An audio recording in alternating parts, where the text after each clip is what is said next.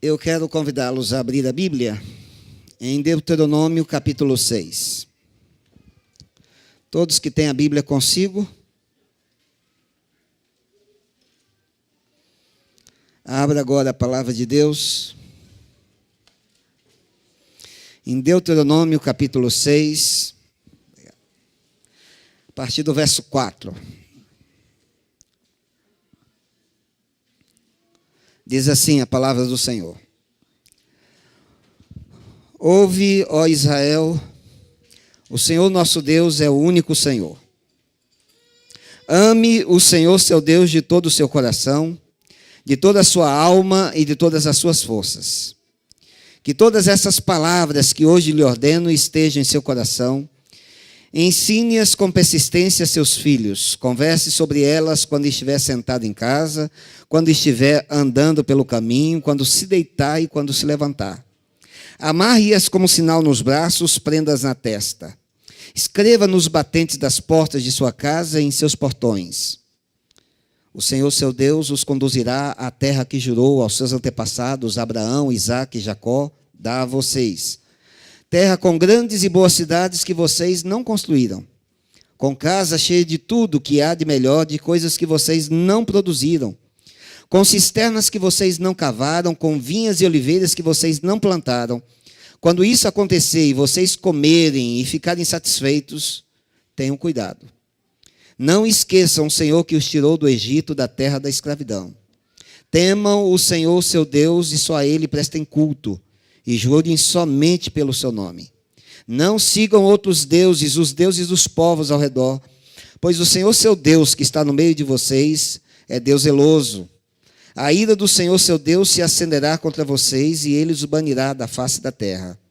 Não ponham à prova o Senhor seu Deus como fizeram em Massá. Obedeçam cuidadosamente aos mandamentos do Senhor seu Deus e aos preceitos e decretos que ele lhes ordenou. Façam o que é justo e bom perante o Senhor, para que tudo lhes vá bem e vocês entrem e tomem posse da boa terra que o Senhor prometeu, sob juramento a seus antepassados, expulsando todos os seus inimigos diante de vocês, conforme o Senhor prometeu. Ouve, Israel, o Senhor nosso Deus é o único Deus. Em cima nos céus e embaixo na terra, não há nenhum outro como o nosso Deus. Então ame ao Senhor de todo o coração, de toda a força, de todo entendimento. E essas palavras que eu estou ordenando a vocês, fala para seus filhos. Quando se levantar, quando se deitar, andando pelo caminho, quando estiverem comendo, não se esqueçam de dizer para eles quem é seu Deus, para que eles não se esqueçam de Deus. Amarra no braço, coloca na testa, coloca na porta, no portão, para que vocês não se esqueçam de Deus. Sabe, esse texto é tão importante na cultura judaica, que ele tem até nome, Shema, ouve. É tão importante esse texto na cultura judaica, que você chega na casa de um judeu ainda hoje, na porta da casa de entrada, tem uma caixinha pendurada, às vezes de couro, de metal, de madeira, chama-se mezuzá. Isso é tão importante que em Jerusalém, em Israel, você chega na porta dos quartos, nos hotéis, tem uma caixinha desta pendurada. E dentro dessa caixa tem esse texto de Deuteronômio 6 escrito, está ali dentro.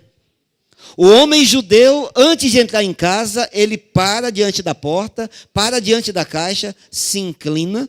Algumas vezes ele beija a caixa, para dizer que aceita o desafio que está ali. Esse texto ele é tão importante que ele retrata a mensagem que Deus pretendia para seu povo em toda a sua história. E eu diria, atravessa os tempos e chega até nós hoje. Ouve, nosso Deus é o único Deus. Não há nenhum outro. Então trate de amar o Senhor. Você sabe que Moisés, ele não iria entrar na terra prometida por causa de sua rebeldia.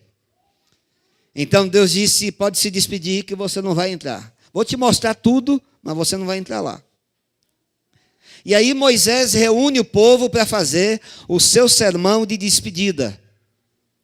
É o mais longo discurso da Bíblia, praticamente todo o livro de Deuteronômio. E Moisés reúne o povo, e ele, ao se despedir do povo, ele começa a dizer para o povo, gente, vocês vão entrar numa terra maravilhosa. Vocês não fazem ideia. Vocês vão morar em cidades que vocês não construíram. Vocês vão viver em casas que vocês não edificaram. Vocês vão comer alimentos que vocês não plantaram. Vocês vão beber água de poços que vocês não cavaram. A vida vai ser muito mais fácil para vocês em Canaã, lá em Canaã. E aí a vida vai ser tão fácil que vocês correm um perigo. Olha o perigo. O perigo é vocês se esquecerem de Deus. E aí Moisés começa a orientar o seu povo como um pai que se despede do filho que vai para o colégio interno. Imagina, o pai vai enviar o filho no dia seguinte para o colégio interno, na noite anterior, entra no quarto do menino, senta na beirada da cama e começa a aconselhar o filho. É o que Moisés está fazendo aqui. Ele começa a aconselhar seu povo e ele diz, olha, tenham cuidado, vocês correm um risco. E sabe qual é o risco? Vocês se esquecerem de Deus. Porque esta é uma lei da vida. Guarda isso. Esta é uma lei da vida. Quando as coisas são fáceis demais, quando as coisas vêm para nossas mãos sem que a gente tenha que pagar um preço, isso nos leva à irresponsabilidade. É uma lei da vida. Quando você não teve que lutar, quando você não teve que pagar um preço, quando você que não teve que correr atrás, caiu no seu colo como se fosse um presente do céu, isso geralmente leva à irresponsabilidade. É uma lei da vida. Na minha pequena cidade, onde eu nasci e cresci, morava um dos homens mais ricos do meu estado. Eu sou do estado do Espírito Santo, uma terra abençoada até no nome. E um dos homens mais ricos do meu estado morava lá, na minha época de criança. Esse homem era tão rico que dizem que no dia do casamento da filha, depois de tomar umas e outras, ele bateu no peito e disse que tinha tanto dinheiro que nem Deus contava. O fato é que ele pegou uma doença lá que médico nenhum sabia o que era. E esse homem descobriu uma vacina experimental lá na Itália. Ele pegava o avião dele lá na fazenda, saía da fazenda dele, ia todos os meses para a Itália para tomar essa vacina. Não resolveu, morreu. Você chega na minha pequena cidade ainda hoje, os filhos vivem lá. São muito ricos. Mas qualquer um na cidade pode lhes dizer que aqueles filhos foram irresponsáveis com a herança recebida, porque nunca tiveram que pagar o preço. Não sabiam a luta do pai para conquistar, amealhar tudo que tinham. É uma lei da vida. Quando as coisas são fáceis demais, quando cai em nosso colo sem que a gente tenha que pagar um preço, isso leva à irresponsabilidade. A irresponsabilidade leva à falta de cuidado, ao desinteresse. Ora, se eu não sei quanto custa, por que eu vou cuidar? Você vê isso em casa de filho único, por exemplo. Você entra, brinquedos demais. É brinquedo na estante, brinquedo sobre a cama, brinquedo espalhado pelo chão, no corredor. Você tropeça em brinquedo dentro da casa. Essa criança nunca vai cuidar do que recebeu, porque não sabe o valor de nada. Falta de cuidado, o desinteresse é total. É uma lei da vida. Quando as coisas são fáceis demais, você não teve que pagar um preço, caiu como um presente do céu no seu colo, isso leva à irresponsabilidade. A irresponsabilidade é a falta de interesse, a falta de cuidado. A falta de cuidado leva à perda dos padrões. Os padrões tendem a cair. Se você não cuida, cai. Deixa eu mostrar. Imaginem vocês, para que lá atrás todo mundo visualize, vou pegar aqui de cima. Isso aqui é uma linha de padrões. Os padrões de Deus nunca estarão no mesmo nível dos padrões do homem. Os padrões da igreja nunca estarão no mesmo nível dos padrões do mundo. Então aqui está o padrão de Deus, o padrão da igreja, o padrão do mundo. Só que os padrões do mundo não são estáticos. Com o tempo, eles tendem a cair. Quando eles caem desse nível para esse nível aqui. A igreja se assusta, a igreja se escandaliza, todo mundo fica impressionado. Mas daí passa o tempo, todo mundo se acomoda e aí diz, é assim mesmo. E quando se acomoda, a tendência é os padrões da igreja cair desse nível aqui para esse nível aqui. Passa o tempo, como os padrões do mundo eles não são estáticos, o que acontece com o tempo? Eles continuam caindo. E eles caem desse nível aqui para esse nível aqui. Quando eles caem para esse nível aqui, a igreja se assusta, todo mundo se impressiona e todo mundo diz, olha o que está acontecendo, onde esse mundo vai parar? Que tiro é esse? Passa, todo mundo se acomoda, todo mundo relaxa e daqui a pouco, quando se acomoda, os padrões da igreja tendem a cair também para esse nível aqui. Sabe qual é a tragédia, queridos? A tragédia é que você olha para alguns padrões da igreja hoje, eles estão mais baixos do que os padrões do mundo no passado. É uma lei da vida. Quando as coisas são fáceis demais, você não teve que pagar um preço, isso leva a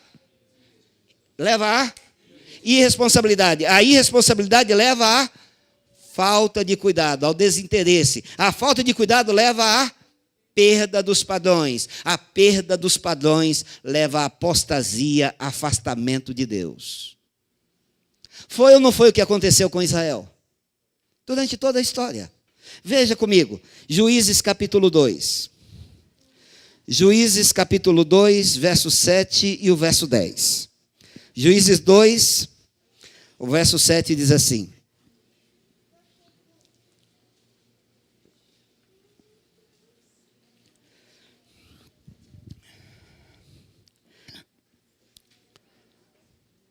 Verso 7.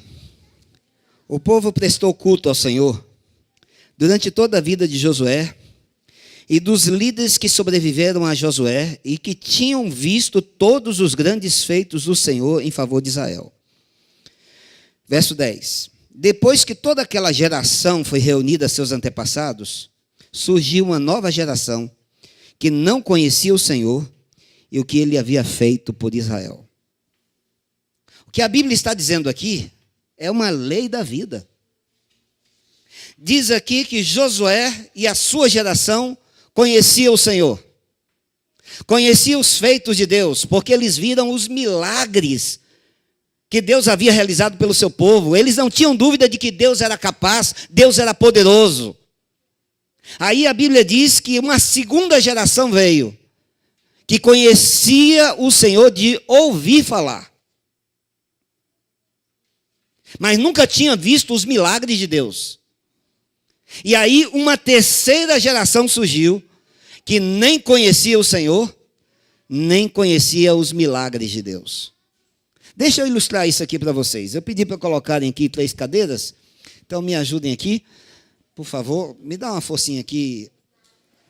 Eu vou precisar dessas cadeiras mais à frente. Me ajuda aqui, Leandro. Pode colocar aqui assim. Outra aqui.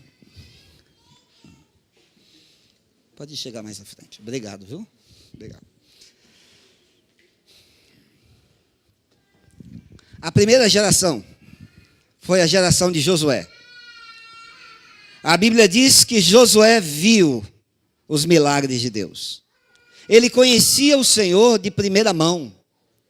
Josué viu o mar se abrir. Ele comeu do maná. Ele bebeu da água fluindo da rocha. Ele viu Deus agindo em favor de seu povo e ele não duvidava que Deus era poderoso. Deus era capaz. Eles tinham uma experiência pessoal com Deus. Não de contar, de ouvir falar. Eles viram os milagres de Deus. E essa geração permaneceu fiel durante toda a sua vida. Aí a Bíblia diz que uma segunda geração apareceu. Que não conhecia o Senhor. Que continuou fiel. Porque vivia de energia espiritual residual. Papai falava que Deus era poderoso. Mamãe dizia que Deus fazia coisas grandiosas. Essa geração sabia orar. Essa geração não aprendeu a orar. Quando precisava de oração, pedia para a mamãe orar, para o papai orar. Nunca aprendeu a orar. Aí uma terceira geração apareceu que nem conhecia o Senhor, nem conhecia o poder de Deus, nem os milagres de Deus. Quando precisava de oração, essa geração ia contar com quem? Porque mamãe não sabia orar. Papai não sabia orar. Quem sabia orar era o vovô. A vovó é aquela mulher de oração, só que vovô e vovó já morreram. Quem vai orar por nós? Então, é uma lei da vida. É uma lei da vida. E é contra esse risco aqui que Moisés disse, olha, vocês tenham cuidado. Porque é fácil demais esquecer do Senhor. Sabe, uma geração após outra. Essa geração aqui era uma geração que tinha uma experiência com Deus. Essa geração fingia que tinha uma experiência com Deus. E essa geração aqui caiu no vazio absoluto de Deus. Deixa eu lhes dizer uma coisa, queridos. Nessa vida não existem ateus. Eu vou repetir, não existem ateus. Tem ateu ao Deus da Bíblia. Alguém que diz assim, olha, Jesus Cristo eu não acredito nele. Pai, Filho, Espírito Santo, nele eu não acredito. Mas todo mundo crê em alguma coisa. O homem sempre vai atrás de algum absoluto em seus valores. Seja seu dinheiro, sejam suas conquistas, seja sua realização. Ele vai atrás de alguma forma. Ele sempre vai servir a alguém. É uma lei, é inato ao ser humano. Você vai numa civilização que nunca ouviu falar de cristianismo. Chega lá, tem gente adorando alguma coisa. Tem um Deus aí chamado felicidade. E o homem quer ser feliz a qualquer custo. Vai correr atrás para ser feliz. E ai daquele que passa na sua frente, ele vai passar por cima, porque ele quer ser feliz, é o Deus dele. Então, essas três gerações aqui, uma geração que conhece ao Senhor, uma geração que ouviu falar do Senhor, mas não sabe quem é, e uma geração que cai no vazio completo de Deus. Vamos dar um exemplo aqui? Abraão. Vamos dar nome a essas cadeiras primeiro. Essa aqui é a cadeira do compromisso. Essa aqui é a cadeira da aparência. Essa aqui é a cadeira da crise. Compromisso, aparência, crise.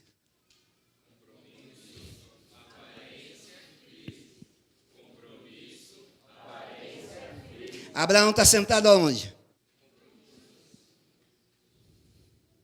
O homem que tinha uma experiência íntima com Deus. A Bíblia diz que ele era amigo de Deus. O pai da fé. Um homem que conhecia Deus não de ouvir falar. Tinha uma experiência real com Deus. O pessoal sentado nessa cadeira aqui pensa assim: primeiro Deus, depois eu. O pessoal sentado nessa cadeira aqui pensa assim: primeiro eu, depois Deus. E o pessoal desta cadeira aqui pensa assim: primeiro eu, depois eu. Onde é que está Abraão sentado? Primeiro Deus, depois eu. Gente, eu nunca daria um filho meu para ninguém. Mas era Deus que estava pedindo. Primeiro Deus, depois eu. Toma, Senhor, meu filho. O filho de Abraão. Como é que é o nome? Isaac. O que é que você sabe de Isaac? Não tem uma história de Isaac na Bíblia. Os estudiosos da Bíblia dizem que Isaac era filho de um grande pai e pai de um grande filho. Ele mesmo está aqui só de passagem. O filho dele, como é que é o nome? Olha o nome. Ele estendia a mão, se apresentava e dizia: muito prazer, eu sou enganador. Aperta a tecla SAP aí. Pilantra. Sem vergonha. 171 total. Era tão gente boa esse Jacó, que enganou o pai, enganou o irmão, enganou o sogro. O irmão queria matá-lo. Crise. Vamos a outro exemplo. Davi. Davi está sentado aonde aqui, minha gente? Onde é que está sentado Davi? O homem segundo o coração de Deus. Abre um parêntese. Adúltero, assassino, mentiroso, sanguinário. A história de Davi está na Bíblia para dizer que homens segundo o coração de Deus não são perfeitos, são coerentes. Quando o profeta confrontou Davi e disse: você pecou, ele não se desculpou. Ele não transferiu responsabilidade. Ele não negou. Ele não se justificou. Ele colocou o rosto no pó. E ele confessou seu pecado. Era um grande pecador, mas seu arrependimento era sempre maior do que seu pecado. Um homem que tinha compromisso total com Deus. O filho dele, como era o nome? Salomão. Meia calabresa, meia portuguesa. Começou bem. Deus disse assim: pede o que você quiser. Ele pediu sabedoria. Começou bem, parecia que era trigo. Só que Deus havia dito que os reis em Israel estavam proibidos de acumular 3 coisas: ouro, cavalos e mulheres. Riquezas, exército e mulheres. Ele se tornou o homem mais rico de seu tempo. Exército, ele possuía o maior exército do mundo em seu tempo. E mulheres, ele tinha 700 no oficial, 300 no paralelo. Parecia contagem de índio. Já viu essa, não?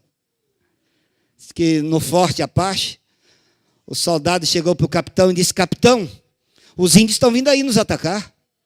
É mesmo? Quantos são? 1.002. 1.002? É, 2 à frente e uns 1.000 atrás. Era a contagem das mulheres de Salomão. Mais de 1.000.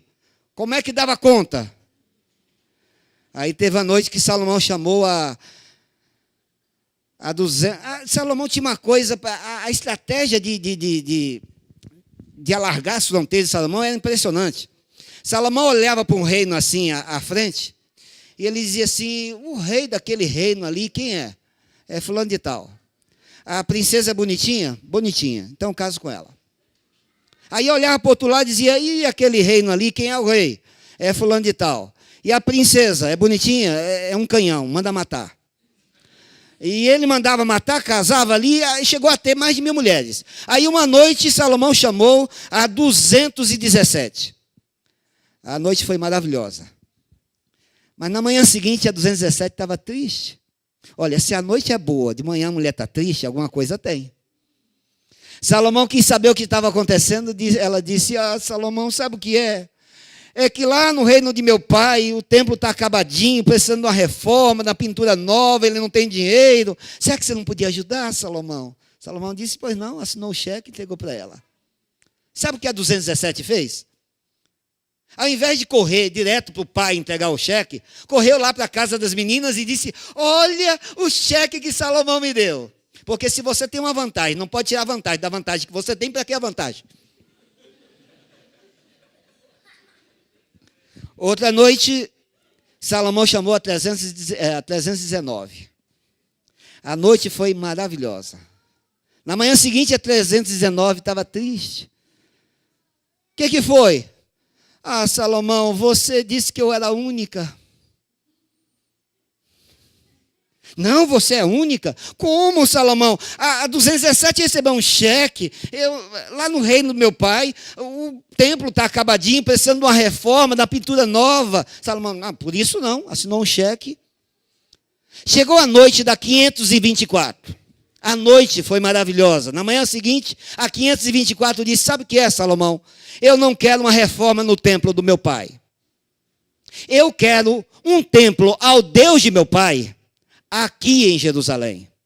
E Salomão construiu para 001, 002, 003, 004, 005. E em 2 Reis, capítulo 11, diz que quando Salomão morreu, Israel estava tão infectado pela idolatria que em todo o país havia um templo pagão. É uma lei da vida. O filho dele, como é que é o nome? Como é que é o nome? Roboão. Louco de pedra. Crise. A crise dele era tão profunda que ele rachou o país. 10 tribos de um lado, 2 tribos de outra. Crise absoluta. É uma lei da vida, minha gente. Pais e mães que estão aqui esta manhã, estão me entendendo? Sabe como é que o Novo Testamento chama essa gente aqui? Esse aqui, o Novo Testamento chama de espiritual. Esse aqui, carnal.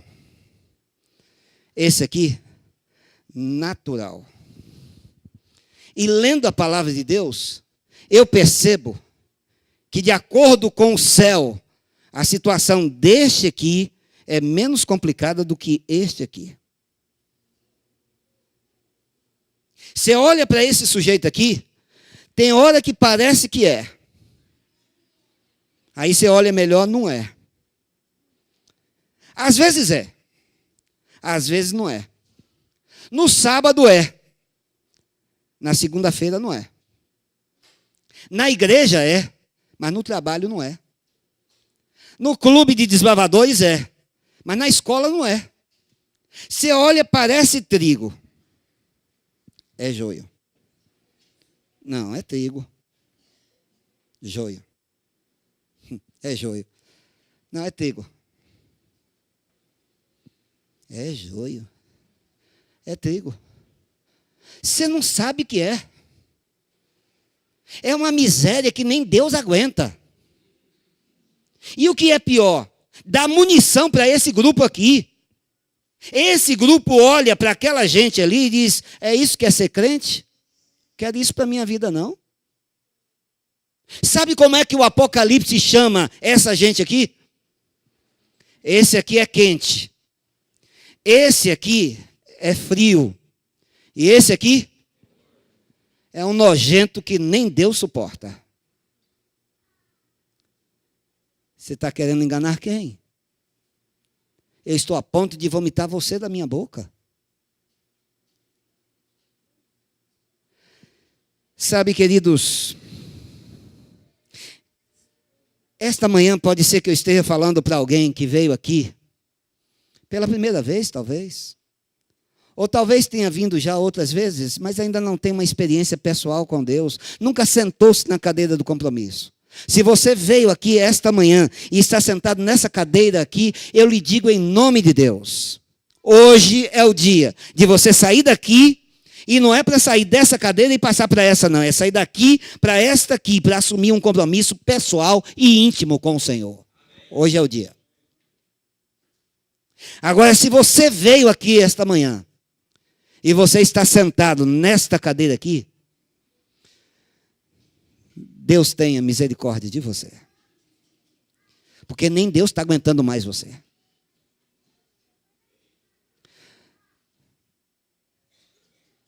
Eu fiz uma escolha. Eu escolhi, pela graça de Deus, viver sentado nesta cadeira aqui. Para a vida ou para a morte. Porque se vivemos, para o Senhor vivemos. Se morremos, para o Senhor morremos. Então, quer vivamos, quer morramos, Eu já fiz a minha escolha, pertenço ao Senhor. Eu louvo a Deus, porque minha esposa também fez a mesma escolha. Geralmente, quando eu me levanto pela manhã, ela já acordou. E quase sempre, quando eu me levanto, eu a vejo ajoelhada em oração. Minha esposa está aqui sentada na cadeira do compromisso. Eu dou graças a Deus porque meus filhos estão sentados nesta cadeira. Meu filho faz teologia, vai se formar pastor esse ano. Está hoje encerrando uma semana de oração lá em Votuporanga. Eu vinha no caminho e a gente se falando bem uma meia hora. Ele realizou a semana de oração do colégio e da igreja. E ele me contando as bênçãos, a alegria dele. Eu louvo a Deus. A minha filha tem uma experiência tão linda com Deus. Tem um programa de oração intercessora que eu tenho inveja. Agora, em julho, ela foi para o Amazonas fazer missão. Voltou de lá e disse, quando eu terminar a faculdade, termino ano que vem, eu vou para o campo missionário.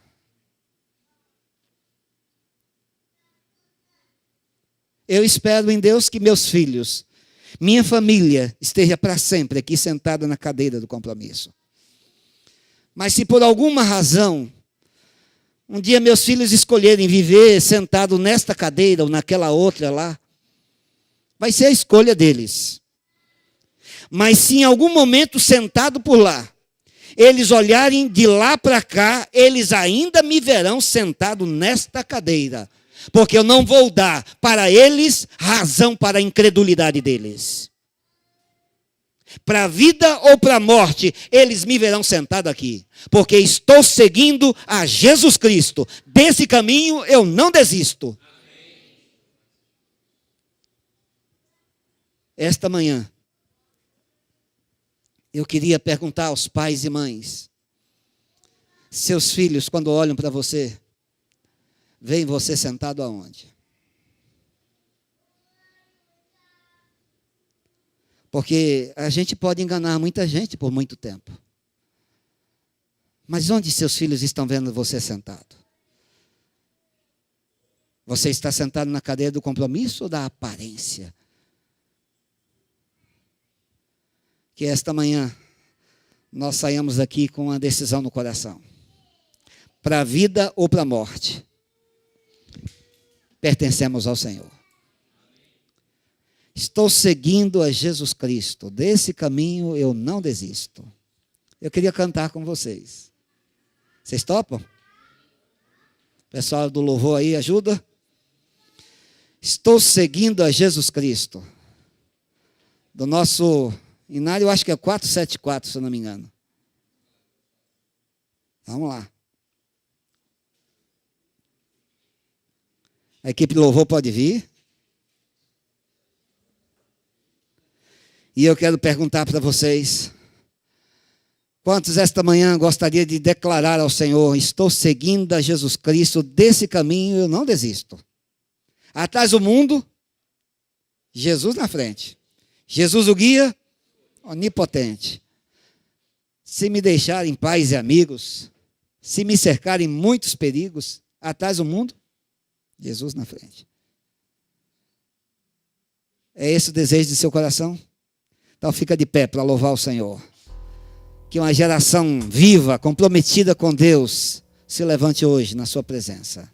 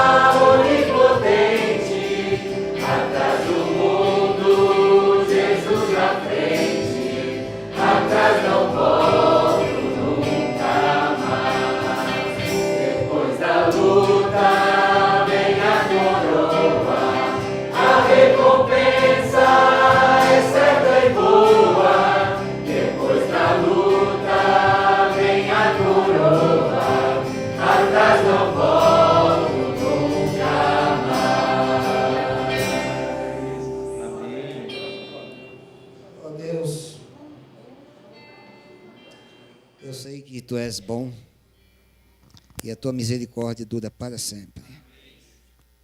Senhor, tens feito tantas coisas extraordinárias. Fizeste no passado, mas eu sei que ainda fazes hoje, porque tens feito em minha vida. Eu te dou graça, Senhor, porque as tuas misericórdias duram para sempre. Ó Deus, tua igreja está de pé. Tua igreja cantou esta manhã que quer te seguir a Jesus, para a vida ou para a morte. Mas eu sei que é possível que alguns estejam aqui esta manhã e vão sair daqui ainda sentados na cadeira da aparência. Tem misericórdia, Deus.